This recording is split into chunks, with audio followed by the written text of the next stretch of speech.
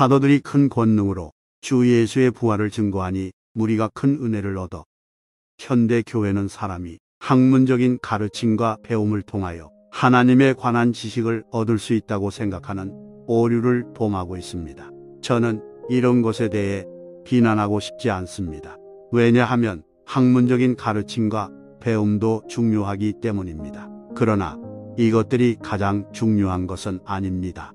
이것들 모두가 좋은 것이지만 이것으로 하나님을 더 확연히 알 수 있는 것은 아닙니다. 사람은 오직 성령과 성령 세례를 통해서만 하나님에 대한 좀 더 완전한 지식을 얻게 됩니다. 저는 이 문제에 관해서 파스칼과 토마스 아퀴나스의 신뢰를 인용했습니다. 기독교 신앙이 신학교나 대학교에서 그저 지식적인 학과로만 머물러 있을 때 우리는 정말 믿음에서 떠나 있다고 말할 수 있습니다. 제자들이 그들의 주님이신 예수 그리스도와 그분의 가르침을 진정으로 깨닫게 된 것은 그들이 성령으로 세례를 받은 이후에야 가능했습니다. 제자들이 주님의 죽으심의 의미를 온전히 이해한 것도 오순절날 성령 세례를 받은 이후였습니다. 오늘날 우리 자신과 대부분 교회에서의 가장 큰 문제는 성령의 존재와 권세를 잊어버리는 경향이 많다는 것입니다. 그래서 고정관념과 조직에 사로잡힌 지극히 형식적인 신자가 되고 말았습니다. 저는 현대교회가 가장 필요한 것은 성령의 활동을 다시 깨닫게 하는 것이라고 확신합니다. 오늘 살필 것은 성령 세례의 여러 결과 중 한 가지로 설교와 관련된 것입니다. 주님께서는 제자들에게 이렇게 말씀하십니다. 너희는 하늘로부터 권세를 받을 때까지 예루살렘에 머무르라.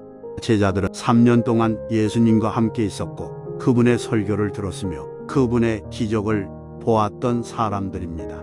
또한 제자들은 예수님이 십자가에 못 박혀 죽으시고 그의 몸이 꺾여지며 무덤에 묻히시는 것을 보았으며 그분의 빈 무덤도 보았던 사람들입니다. 그뿐 아니라 제자들은 다락방과 다른 많은 장소에서 부활한 예수님을 직접 육안으로 배웠으며 그분의 가르침과 구약 성경에 대한 해석을 들었습니다.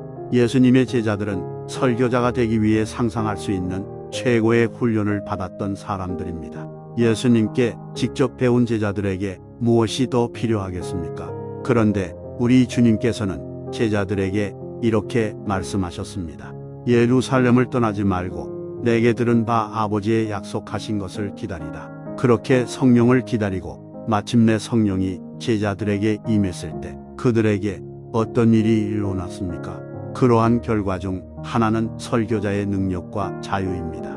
성령이 임하실 때 권능과 자유함을 누리게 된 것은 교회의 역사 속에서 계속적으로 나타나는 두드러진 특징입니다. 구약에서 우리는 그러한 예들을 볼 수 있습니다. 예언자들 중 어떤 사람들은 비범하지만 또 어떤 사람들은 지극히 평범한 배경의 사람들이었습니다. 아모스는 아주 평범한 사람이었다고 말하고 있습니다. 나는 선지자도 아니며 또한 선지자의 아들도 아니다. 그는 가축을 돌보는 사람이었는데 성령의 능력으로 선지자들처럼 말할 수 있게 되었습니다. 여러분이 잘 알고 있는 예레미야도 내 중심에 불 붙는 것 같아서 내 골수에 사무친이라고 말했습니다. 예레미야는 설교할 때마다 고난을 받았으므로 더 이상 말하지 않기로 결정했습니다. 그는 백성이 싫어하는 메시지를 전했기 때문에 내가 다시는 선포하지 아니하리라고 마음먹었습니다. 그러나 그럴수록 그 중심에 불 붙는 것 같았습니다. 성령께서 그렇게 하신 것입니다. 여러분은 구약에서 성령 세례를 통해 주시는 능력에 관하여 암시적인 예들을 볼 수 있습니다.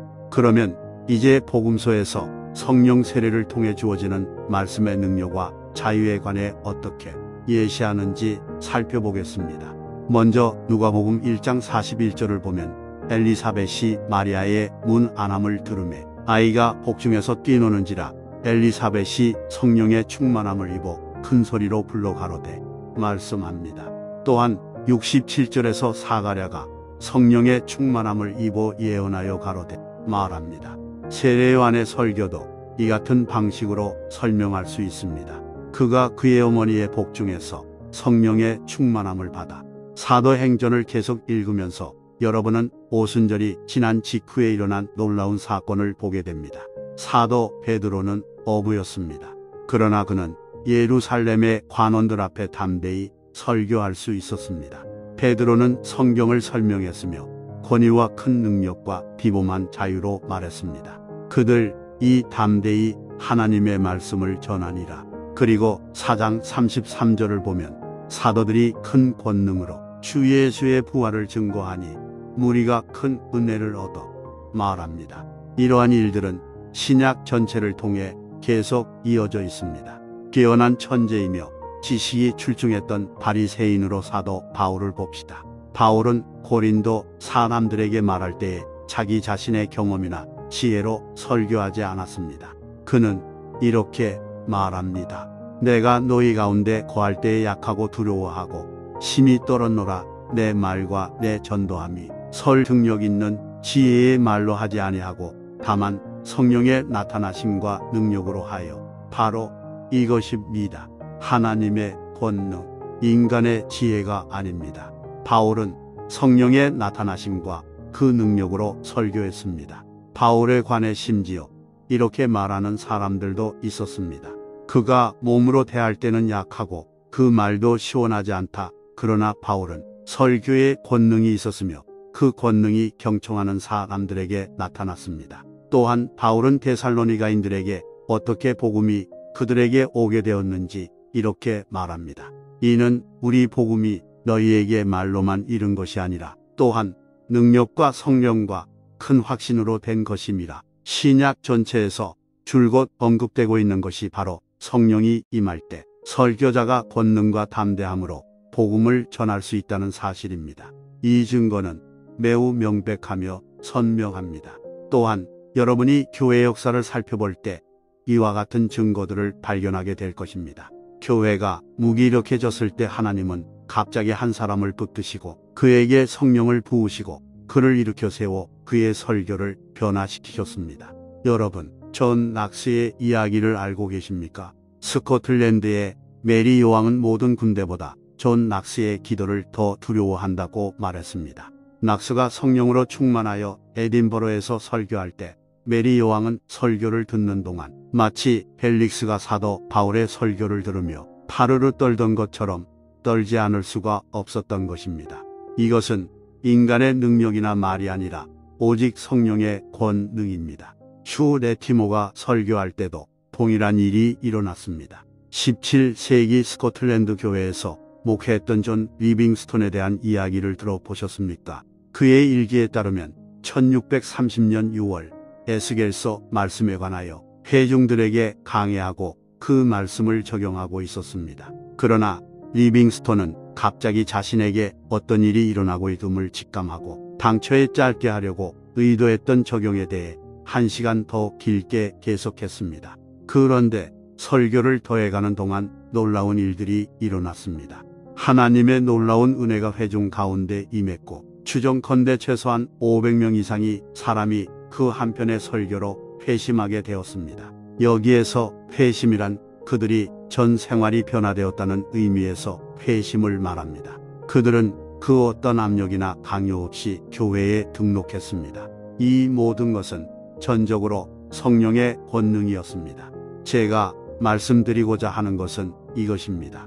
여기 한 사람이 선택되었으며 그는 갑자기 이전에 결코 몰랐으며 후로도 다시 알 수 없을 그런 능력으로 말할 수 있게 되었다는 것입니다. 그것에 대한 유일한 설명은 바로 성령 세례가 사람으로 하여금 능력으로 말하며 전할 수 있게 한다는 것입니다. 우리는 웨일즈 부흥 때 호엘 해리스가 교회 다바레에서 성령 세례를 받았으며 그 결과 로 권능 가운데 설교할 수 있었던 것에 관해 이미 살펴보았습니다. 또한 우리는 조지 휘필드가 어떻게 놀라운 설교자가 되었는지 잘 알고 있습니다. 요한 웨슬리에 관한 이야기를 잘 아실 것입니다. 웨슬리는 학식은 풍부했지만 미국 조지아에 갔을 때 비참한 실패를 하고 낙담하여 돌아왔습니다. 그는 지식적인 설교를 했지만 큰 열매가 없었습니다. 그러나 볼더스게이트가에서 성령 체험을 한 후 능력 있는 복음 전도자가 되었습니다. 찰스 피니의 자서전에서도 똑같은 것을 발견할 수 있습니다. 또한 저는 여러 차례 D.L. 무디에 관해 말했습니다. 또한 지극히 심슨 박사의 생애를 읽으신다면 동일한 일을 발견하게 될 것입니다. 제가 여러분에게 말씀드리고자 하는 한 가지 사실은 살아서 역사하시는 성령의 능력, 바로 이것입니다. 1857년 미국에서, 1858년 북아일랜드에서, 1859년 영국 웨일즈에서 대부흥 운동이 있었습니다. 여러분은 이 위대한 역사들을 어떻게 설명하시겠습니까? 이것은 성령의 권능이 사람에게 임하시는 증거입니다. 웨일즈에서 매우 평범한 설교자인 데이빗 몰간이라는 사람이 있었습니다. 그는 지극히 평범한 사람으로 실제로 전혀 교육을 받지 못한 사람이었습니다. 그런데 어느 날 어떤 모임에서 한 친구에게 이렇게 말했습니다. 나는 여느 때처럼 그날 밤도 잠자리로 갔었네. 나는 예배를 드리면서 권능을 느꼈지만 그냥 잠자리에 들었네. 그런데 내가 다음날 아침에 눈을 떴을 때 나는 다른 사람이 되었음을 깨달았네. 나는 사자처럼 큰 힘을 느꼈다네. 그리고 그는 놀라운 권능으로 설교하기 시작했으며 이 일은 2년 동안 계속되었습니다. 그리고 나서 그는 이 친구에게 말했습니다. 어느 날 밤 나는 2년 동안 함께한 이 능력으로 충만하여 잠자리에 들었네. 그런데 다음날 아침 깨었을 때 나는 다시 데이빗 몰간으로 돌아왔음을 발견하게 되었네. 그리고 그는 이후 그가 죽을 때까지 계속 데이빗 몰간으로 남아 있었습니다.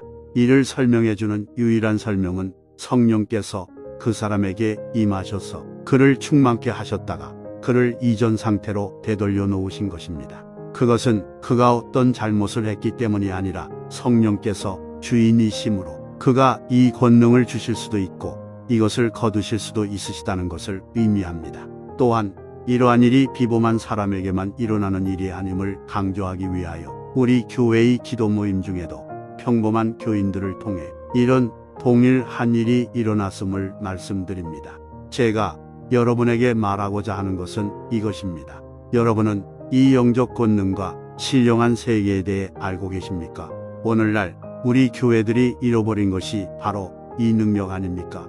조직, 진교, 지식, 이러한 것들이 현대교회를 대표하고 있지는 않습니까? 그러나 어떻게 우리가 이것을 성경적이라 할 수 있겠습니까? 지극히 평범한 사람일지라도 하나님의 성령이 임하시면 권능의 사람이 될 수 있습니다.